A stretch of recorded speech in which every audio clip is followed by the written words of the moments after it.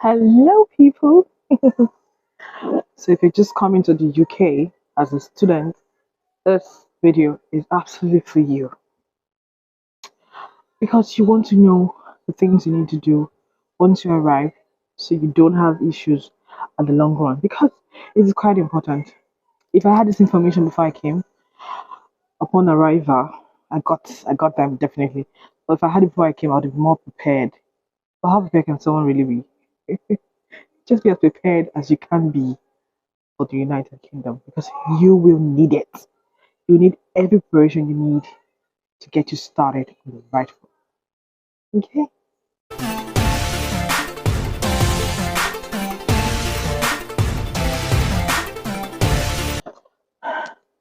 So this video is just assuming you have gotten your accommodation sorted. I am not going to talk about the accommodation, how to get accommodation in this video. These things you need to do after you get your accommodation, when you're in the place, an apartment where you can stay and call a place where you can lay your head and wake up in the morning, then you can do these things. The first night you sleep in the United Kingdom is the night you will rest so well. Next morning, you start. You just start already, okay? So before we continue, I am going to be saying a big thank you to my already subscribers, my existing subscribers, and if you're coming here for the first time, welcome here. Welcome to the family. And if you're just watching this video for the first time, do me a favor by subscribing, liking, and sharing this information with everybody you think who will need this video. It's not just for those who are in the UK already, for those who are planning to come also. So everyone needs to see this video so they can be ready upon arrival.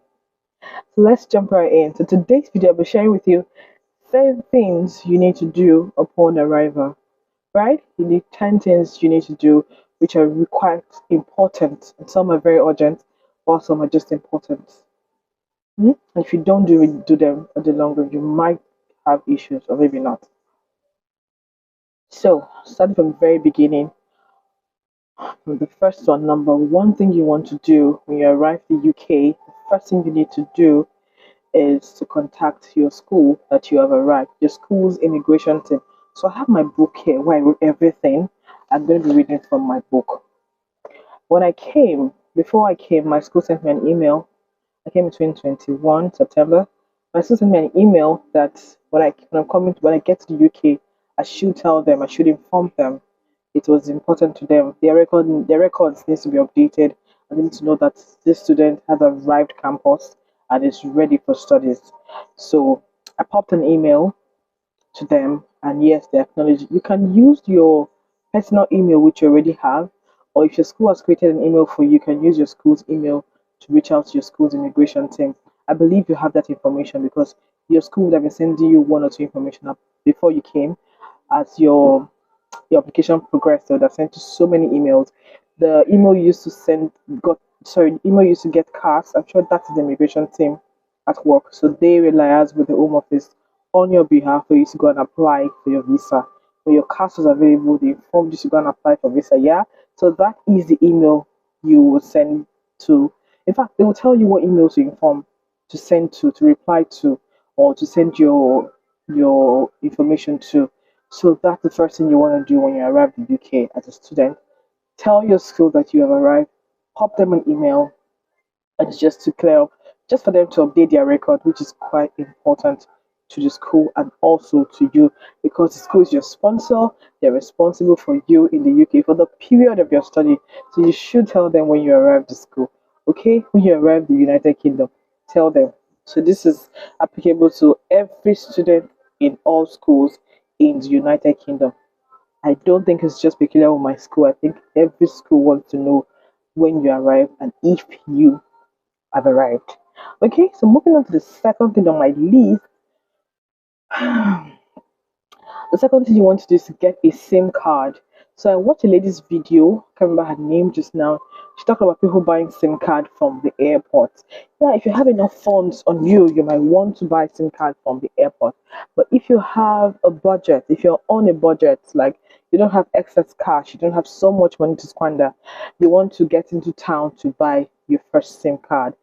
Now, you need a phone number. The phone number is important. It is attached to your name. There's so many things you need with your phone number. Your applications, they'll ask you for a phone number. They need phone numbers to get to you. They need phone numbers to contact you for different reasons. If you're doing different applications, they just want to know you have a phone number. The phone number is one of the things they identify with you as a resident in the United Kingdom. So you need one phone number to register your name with and your house address. I must say this. This is assuming you have gotten an accommodation. So talking about SIM cards, we have different networks you can get in the UK. You can buy Lebara. That's one they call Lebara SIM. There's Vodafone. There's Leica Mobile. There's EE. There's Virgin Mobile. There's O2 and there's IP Mobile. So you find out the contract which is convenient for you and you sign up with them for a period. For SIM cards, do not stress yourself about it. Get something that is affordable for you. You can always transfer your SIM to another one as you settle. As you proceed your settlement phase, you will definitely find out a SIM card which works better for you. So get a SIM card for you to have a contact and a phone number which you'll be using for lots of applications. So that's for SIM card. The number three thing you want to do, the third thing you must do when you get to the United Kingdom is to collect your BRP. Now, remember when you picked up your visa? In that visa, you had a small letter that tells you how long you have before you collect your BRP. The truth is that you don't want to wait for so long because you need your BRP to do everything. That's your resident permit. That's your biometric resident permit. You need it to do applications for jobs. You need the number to get your share code before your national insurance comes out. You need the BRP as an evidence of an identity card that allows you to stay in the UK. So the very next day, go collect your BRP. So how do you know it's collected? That Benigate letter or Benigate letter, what do you call it? It comes with your visa. The Benigate letter carries the post address which you retrieve your BRP. You see it there. Put the address in Google Map, go there. If you have somebody who knows the place, just ask them to assist you with direction. Then go pick up the BRP. For BRP, if you have kids, you can collect for your kids, or you can collect for an adult. But there are conditions attached collecting for an adult, and it's just so strenuous. I've seen a friend who tried to collect for someone. He was so the person was just super too long. He just forgot about it. So the best thing is to just collect. You can collect for kids, but you cannot. You can collect for adults, but go through the process. Collect for yourself also. So that's the number three thing you need to do when you get to the United Kingdom. And the fourth thing you're going to do is to get your student ID card. Number four thing you should do is to get your student ID card when you come to school, when you get the admission. The school already started processing your information. Except your school is not proactive. My ID card was ready on the third day I went to school to collect it when I arrived in Aberdeen. Currently in Aberdeen, Scotland. So I went to school and my ID card was given to me. You will need your ID card for bus ticket discounts because you need to show that you're a student when you're purchasing tickets, and you need the ID card for some discount to get when you shop, and some other applications also, just to prove that you're a student in that location where you are. So go collect your ID card from your school. When you get to your school, they have a student help point. I don't know what they call it in different schools, but my school, they call it student help point. When you get to the help point and RGU, they ask for your ID card, they ask for one or two information, and they make it available to you. That's what you need to do. Okay? Moving on to the fifth thing. You guys excited about the information? Alright, keep watching. Please subscribe to my channel if you haven't, and like the video and be nice enough to share this information with everybody who needs it and who are at the beginning phase of relocating to the United Kingdom as a student. Alright guys, thank you. So let's just move on to the fifth thing you need to do when you arrive in the UK. So the fifth thing you want to do when you arrive as a student in the United Kingdom is to attend your induction. if you haven't missed it, because I missed my induction and it wasn't a good thing.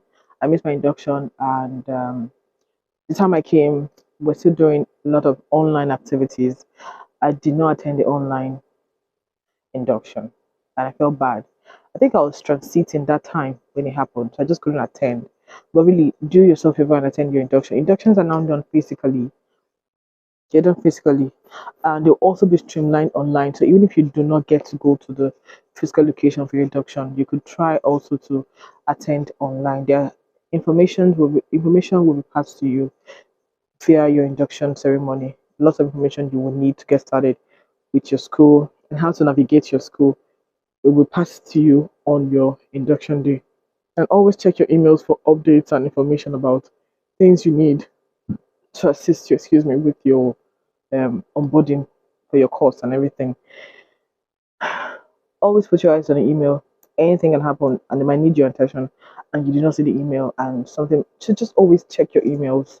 Check your personal emails and check your school email. It has been created for you because you need to know what's going on. Information will pass to you through to you rather from your school through the email which they created for you. Okay. So the sixth thing you want to do when you come to the United Kingdom as a student is to apply for council tax exemption. So as a resident in the United Kingdom, indigene or whatever you are charged for council tax payment. It's a deduction from your salary. Hmm? And as a student, you get the privilege of not paying for the period where you're a student. But you need to apply for the exemption. If they do not get your application, they will charge you for council tax. They will charge you. They'll keep sending you letters that you're owing this amount and that amount. So what you want to do is go on. Currently in Aberdeen, you just go on Google and Google council tax exemption Aberdeen, and then it will pop up, and then you start doing the application. If you want to see a video of how to go about it, please leave a comment and I can run you through the video and show you how to apply. So apply using the name of the location where you are as a student and the form of the way. I mean, you fill the form online and you'll know that you are a student. You can also get a council tax exemption letter from your school. So in before the COVID period, people got letters, hard copy letters, and went to council tax office in their location and give it to them as evidence. So also collect the letter from your school when you go for your ID card and just have it ready in case they want you to upload the letter. My friend sent the letter which he collected. It came for January 2022 badge. School got gave him a letter. He sent the letter to an email which is saw on the internet. So you can also do that. You can send an email to them with the letter that you're a student. Your school will write you a letter saying that you're a student. So you're exempted for council tax exemption. So you can get a letter from your school and pop up an email to the location where you are, the council tax council, whatever location where you are. Just do that. Now the seventh thing you want to do is to apply for national insurance. It's properly known as NI. Apply for national insurance. It is very important. Every individual in the UK has an NI number. Legal resident to have NI number. So you just go on Google. In this part of the world, Google is your best friend. Go on Google and application for national insurance number, and the phone will pop up. So because if your location is already set up to pick where you are, it will pop up, and then you just fill the form and your NI will be updated. You get your number. You need your NI number for jobs. You need your NI number for so many things. So go get your NI number. Okay. Now the eighth thing you need to do is to open a bank account. Now people open bank accounts even before they come to the UK. There are online bank accounts where you can use. There's so many types. There's Revolut. There's Sterling. There's Monzo. These are the ones I can remember from my head. And you could get some of them before you even come. When you come, you could open that even before you get your phone number, right? I can't remember how it's done, but you can get a bank account, an online bank account to get you started.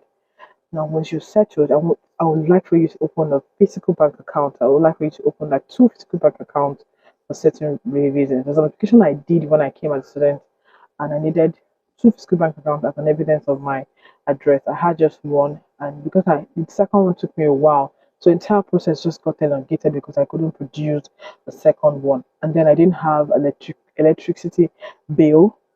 So the next option was to get a bank account that could show proof that I'm staying in this particular address. So just get it prepared.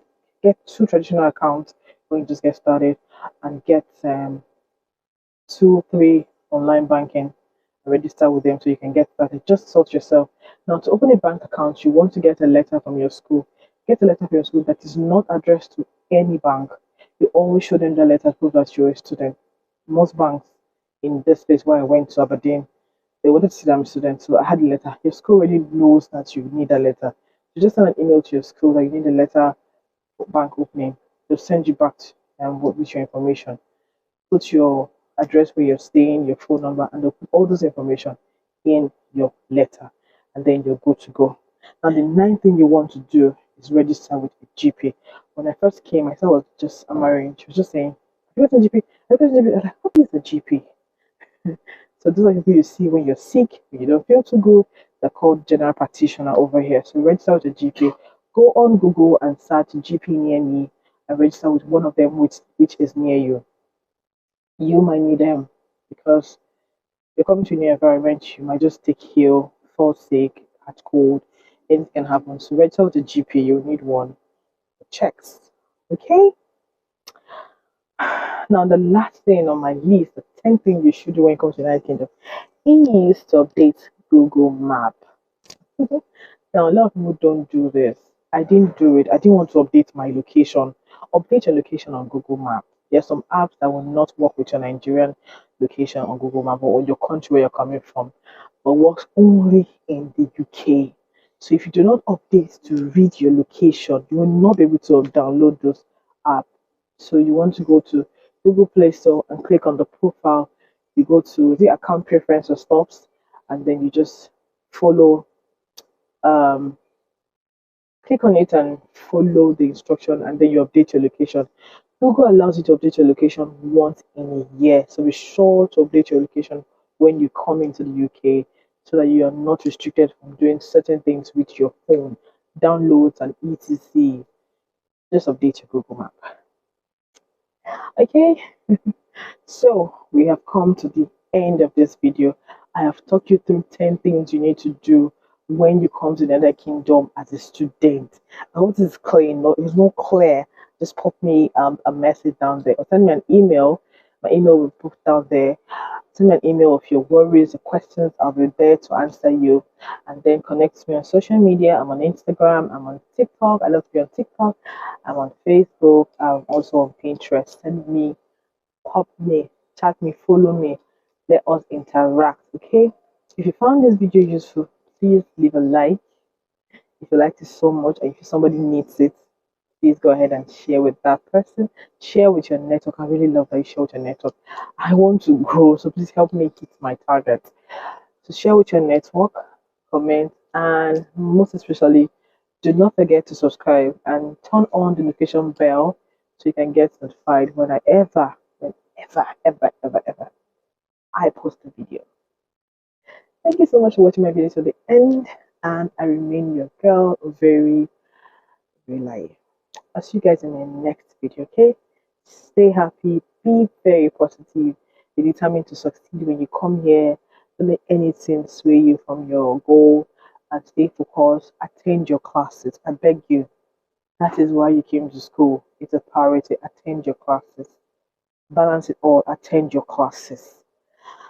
I'm saying this as a friend.